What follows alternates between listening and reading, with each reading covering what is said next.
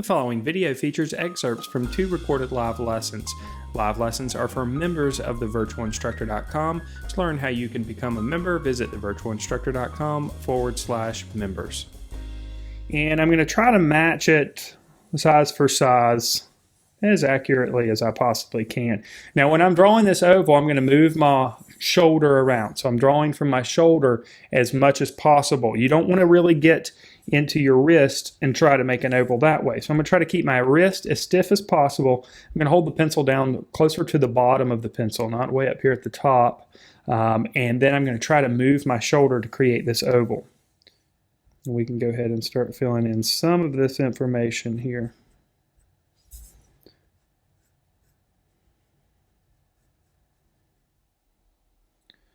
Make that pupil area just a little bit larger.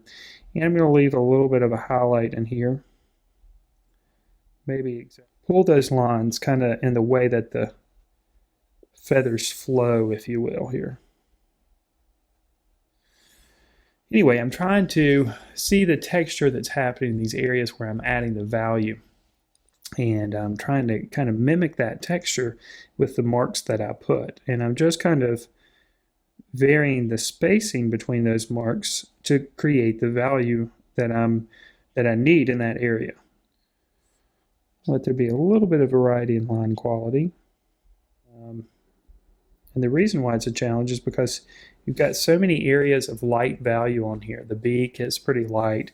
Of course, the entire head is pretty light.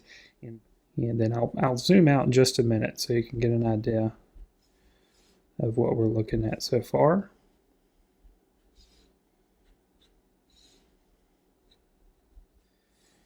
And then we're going to let some of that kind of fade out here. There we go. Add a little bit more complexity to the beak. A little bit. And I'm going to start bringing up some lines this way. I'm going to leave an area for a highlight around the edge. And I'm going to add a little bit of a curve to it. Value yet, and we still got it quite a ways to go here. All right, so we've got a few more minutes left, so I'm going to go ahead and start working here out into the feathers. It's going to help it feel a little bit more natural. You know, a lot of people want to make stiff marks. All right, so you can see that collection of lines there really building up to start to build some of the value.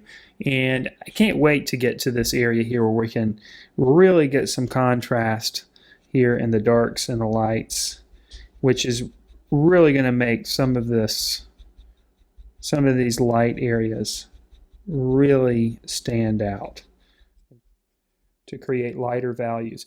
There's still quite a lot of darker values in here, or at least values that we need to address. Dots happening.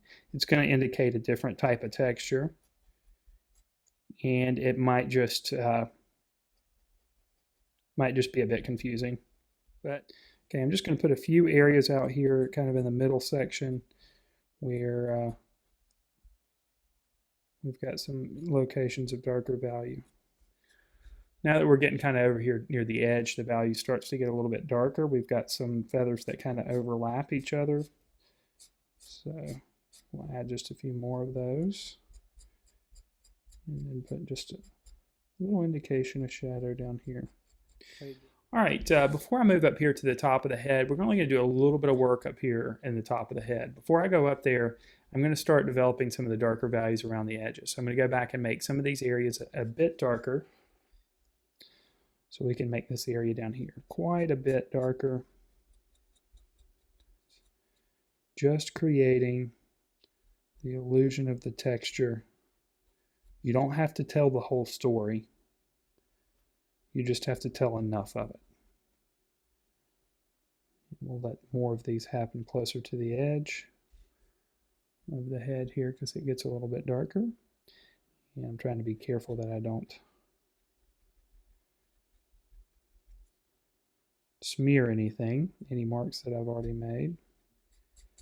It's pretty dark out here, and we don't have to put a lot of information out here as well. We don't have to get too detailed. We just want some contrast, and we can kind of let it even kind of fade out as it goes out that direction. There's a little bit of a lighter value that happens over here, so I'm going to let this get a little bit lighter. And we'll just kind of put a little indication of that shape and a little bit of a change in value. Okay, so these darker feathers down here at the bottom are definitely not as defined as the lighter areas up here at the top. But again, they're just adding them for contrast later. All right, I think I'm going to go ahead and call this one finished.